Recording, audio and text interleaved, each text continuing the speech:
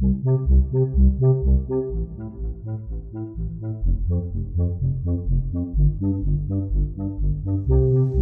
Buddhaya. Welcome to Monks in the Morning from Colombo Dhamma Friends of Mahameonawa. We're so glad you're joining us today. On this show, we'll hear answers to a couple of questions your friends from Dhamma School have asked. We'll also hear a new segment where we can learn about the 32 marks that all Supreme Buddhas have. I think you may have heard about these before. There's the very famous story of when the Bodhisatta baby was taken by his parents to the Brahmins to predict his future. When the Brahmins looked at him, they could see these signs on his body that showed that he would either become a ruler of the entire world or a Samma Sambuddha. So, for each of these marks that we learn, we want to pay close attention to three different things. First, what was the action that the Bodhisatta did in the past? Second, what was the mark on his body that came as a result of that action? And finally, what was the special ability or quality that the Supreme Buddha had in his life as a result of that mark? Now, I bet you remember how the Supreme Buddha's cousin, Devadatta, tried to kill the Buddha. But he wasn't successful, was he? Well, when we learn this first mark, we'll understand why. It was because of the Supreme Buddha's good karma done in his previous lives. Now let's take the refuges and the precepts. Sadhu, sadhu, sadhu. Namo tassa bhagavato arahato Samma Sambuddhassa. Namo tassa bhagavato arahato Samma Sambuddhassa. Namo tassa bhagavato arahato Samma Sambuddhassa. Buddhaṃ saraṇaṃ gacchāmi. Dhammaṃ saraṇaṃ gacchāmi. Saṅghaṃ saraṇaṃ gacchāmi. Dutiyampi buddhaṃ saraṇaṃ gacchāmi. Dutiyampi dhammaṃ saraṇaṃ gacchāmi. Dutiyampi saṅghaṃ saraṇaṃ gacchāmi. Tatiyampi buddhaṃ saraṇaṃ gacchāmi. Tatiyampi dhammaṃ saraṇaṃ gacchāmi. Tatiyampi saṅghaṃ saraṇaṃ gacchāmi. Sadhu, sadhu, sadhu. Say after me, I observe the precept of abstaining from killing beings. I observe the precept of abstaining from stealing. I observe the precept of abstaining from sexual misconduct. I observe the precept of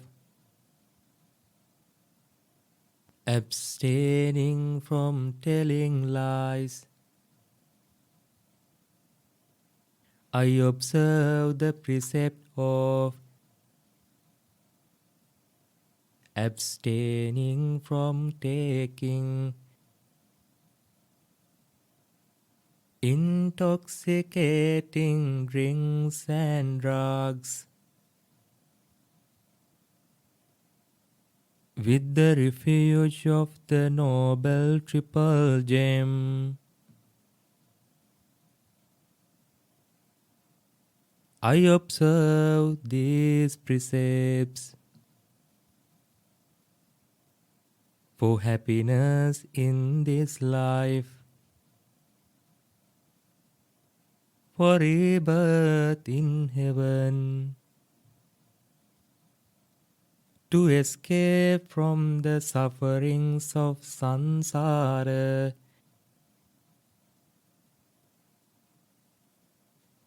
May it help me. May it be a blessing. Sadhu, sadhu, sadhu.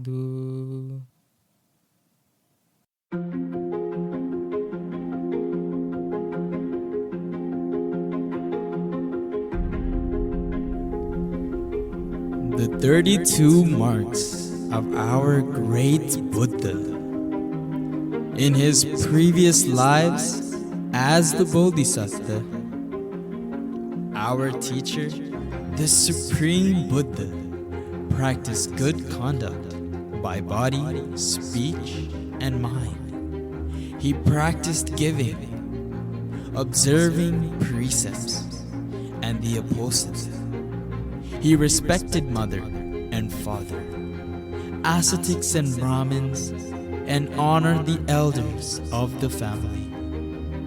As a result of that karma, in his last life, he has this mark of a great man. He has well-planted feet. He places his foot on the ground evenly, raises it evenly, and touches the ground evenly with the whole sole of his foot. This is the sign of our Blessed One. And because of possessing this great sign, he can't be stopped by any foe or enemy, whether internal or external, nor by greed, hatred, or delusion, nor by any ascetic, or Brahmin, or God, or Mara, or Brahma, or by anyone in the world.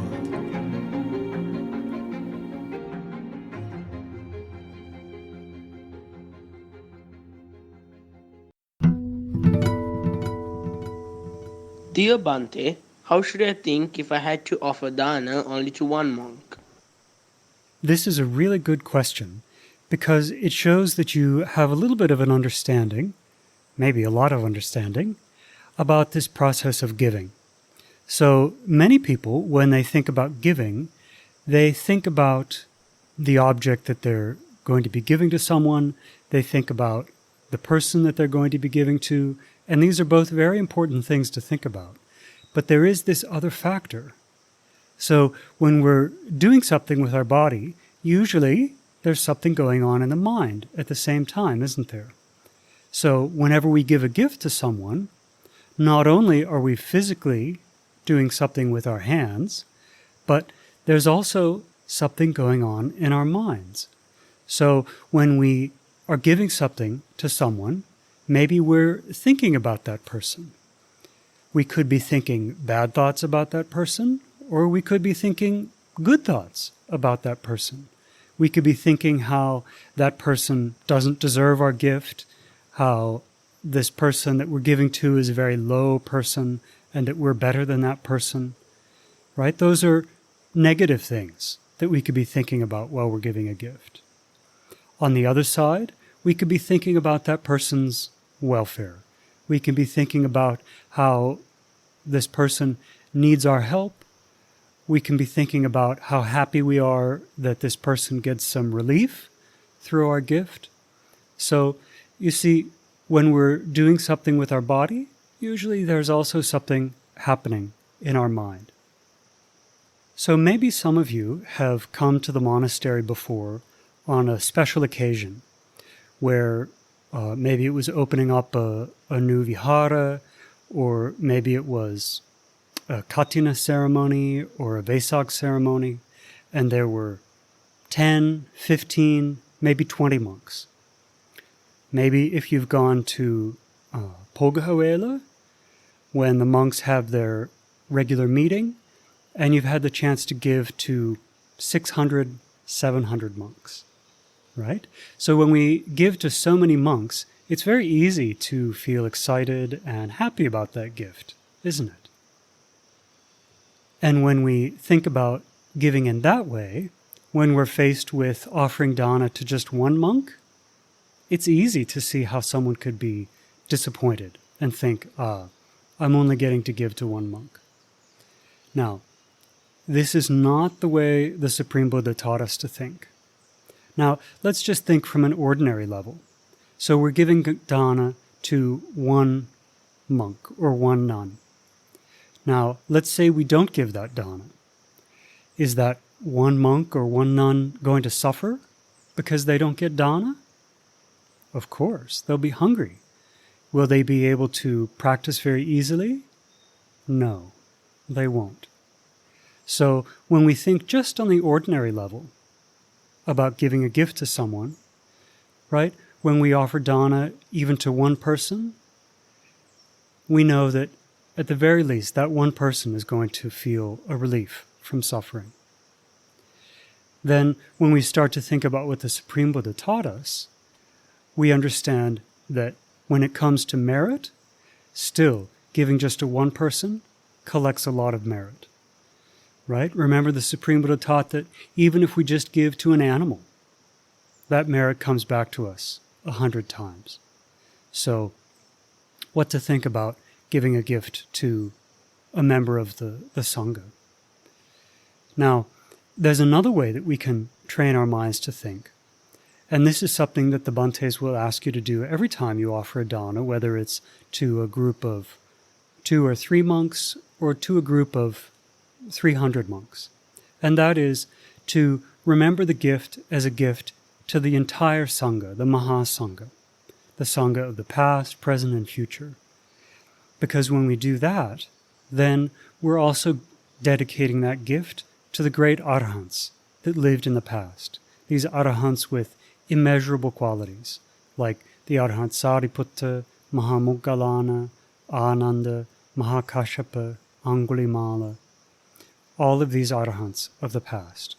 So, when we're giving a gift to a single monk or a single nun, we can not only think about just how helpful this is to them personally, but we can also think, let me give this as a gift to the whole Sangha.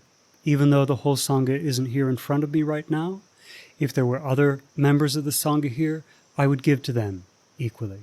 So these are some things that we can think about when we're giving a gift to an individual monk. Dear Bhante, what are the benefits of loving kindness meditation? It's good to think about the benefits of different kinds of meditation, and the Supreme Buddha explained that different meditations have different benefits. So, once the Supreme Buddha explained 11 different benefits that come to the person who practices loving kindness. So, the person that practices Metta Bhavana, they sleep well. They can sleep peacefully. Not only that, but they can also wake up peacefully. And while they're sleeping, they don't have any bad dreams. So these are very good benefits of loving kindness, aren't they? Then the Supreme Buddha said that non-human beings love a person who practices loving kindness. And not only that, but the gods will protect someone who practices loving kindness. Now, normally, the gods don't like to associate with humans because to them, humans are like stinky animals, right? Think about these dogs that you see walking around on the streets, right? They're smelly and have all kinds of diseases. So the same way we look at those animals, that's how gods usually look at human beings. But when a human being practices loving kindness, then the gods like that kind of a person, and they want to protect that person. The Supreme Buddha said, as well, someone who practices loving kindness, fire, poison, and weapons can't hurt them. The Supreme Buddha said that when you practice loving kindness, you can concentrate your mind very quickly. Now, this is a benefit that maybe you've even seen for yourself, that when you practice Maitri Bhavana, that your mind becomes calm very quickly. And the more you practice it, the easier it is for the mind to become calm. The Supreme Buddha said that our face looks very calm and peaceful when we practice loving kindness. So next time you're practicing with other people, you can look around afterwards and see, do people's faces look calm and peaceful, or do they look kind of agitated and unhappy? So that's something that you can look at for yourself. The Supreme Buddha said that someone who practices loving kindness, when the end of their life comes and they're about to die, their mind is very peaceful and they're not confused when they die. And the Supreme Buddha said that even after this life, loving kindness meditation can protect us. And if we practice it well, it can lead us to be reborn in the Brahma realms, in these very peaceful, very subtle heavenly realms. So these are just 11 of the benefits that we get from practicing loving kindness. Now, you should also look in your own life and see the benefits that you can see for yourself, right? Do you get less angry when you practice loving kindness? When someone says something mean to you, are you able to think, okay, let me not get angry at that person? Normally, people never think that. When someone does something bad to them, they want to get even, or they want to hurt that person. But pay attention to see if that habit reduces little by little when you practice loving kindness. Paritta chanting, Karaniya Metta Sutta, the discourse on loving kindness. Turn to page 24 in your chanting book. If you don't have a copy of the Mahamaunawa chanting book, you can click on the show notes link to download a copy of this sutta or read along online. Earlier, we learned about the benefits of practicing loving kindness. Now, as we chant this sutta, we can remember how the Supreme Buddha wanted us to think when we develop thoughts of loving kindness in our minds. Now, as we chant, we can remember that this training in metta is not just some simple, ordinary thing. It's an action that can give us many benefits in this life and future lives as well. Most kids like you never get the chance to learn about this or even chant the sutta one time in their lives. But now you have this opportunity to know the benefits and how to practice well. Today, we'll chant the sutta in Pali and English. Namo tassa bhagavato arahato Samma Sambuddhassa. Namo tassa bhagavato arahato Samma Sambuddhassa.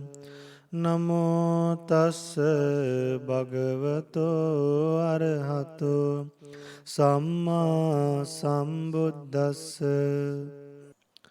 Karaniya matta kusalena yantang santang padang abhisamicca sakko ujuca sujuca suvaco chassa mudu anatimani.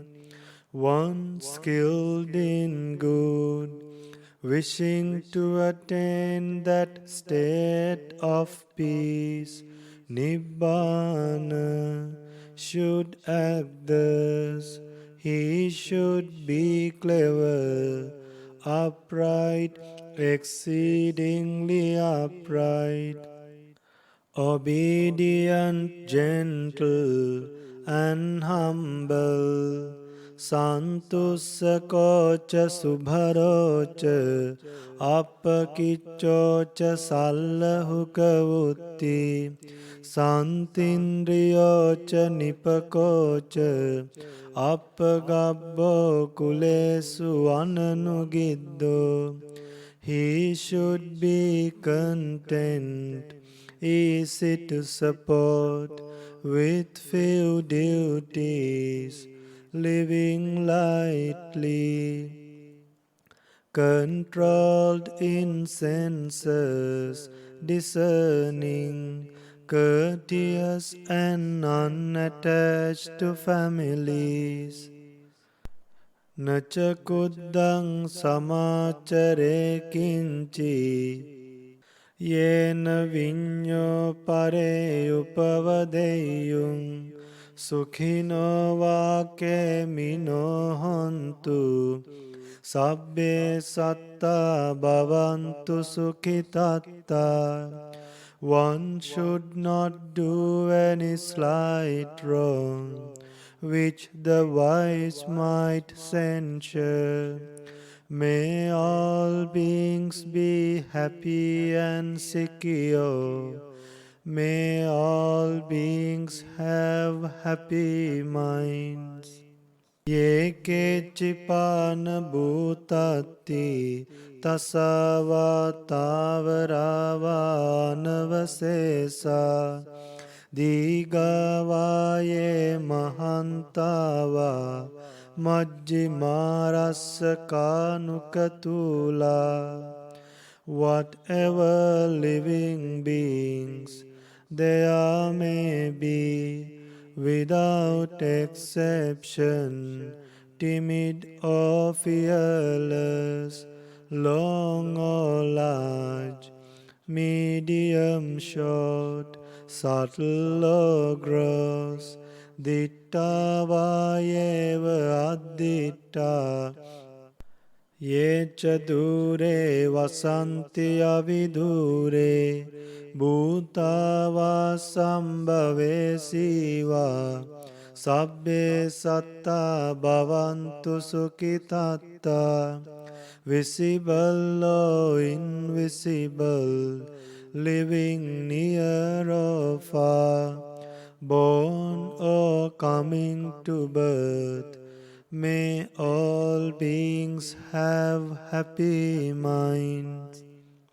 Naparo parang nikubbeta jnati manyeta katta chinang kanchi vyarosana patighasanya jnanya manyassa dukkhamicchaya.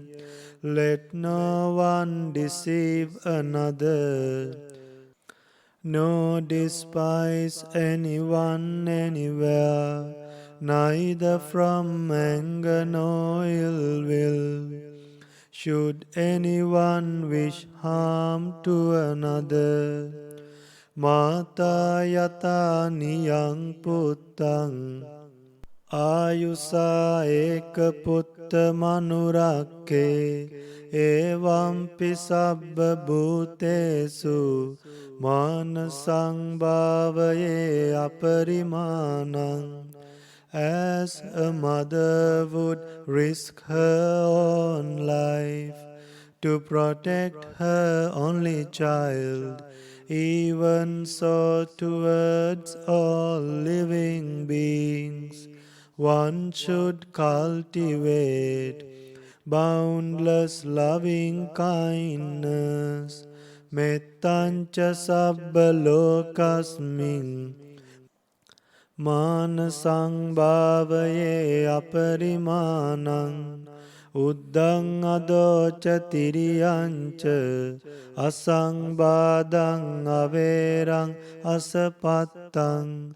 One should cultivate for all the world a heart of boundless loving kindness, above, below, and all around, unobstructed, without hatred or resentment, තිට්ටං චරං නිසින්නෝවා සයානෝවා යාවතස්ස විගත මිද්දෝ ඒතං සතින් අදිට්ඨෙය්‍ය බ්‍රහ්මමේතං විහාරං ඉදමාහු. Whether standing, walking or sitting, lying down or whenever awake, one should develop this mindfulness. This is called divinely dwelling here. Dittincha anupagamma silava dassanena sampanno කාමේසු විනෙය්‍ය ගේදං නහි ජාතු ගබ්බසෙය්‍යං පුනරේතිති. Not falling into wrong views, but virtuous and possessing right view. Removing desire for sensual pleasures, one comes never again to birth in the womb. Etena sajjena suvatti hotu. By this truth may there be well-being. Sadhu, sadhu, sadhu. It was great to spend time with you today. We hope that you learned something new, and we really hope that you can use what you learned as you go about the rest of your day. Do you have any questions for the monks? The Supreme Buddha taught us that asking questions is one of the ways that we can become wise, even into our next lives. So, if you have questions, ask your parents to help you send in a question so we can answer it on the show. Just click on the show notes link to find out how. Now let's share merits. Today, by body, speech, and mind, we've done many wholesome actions. And when we do actions like this, we like for others to have happy minds thinking about what we've done.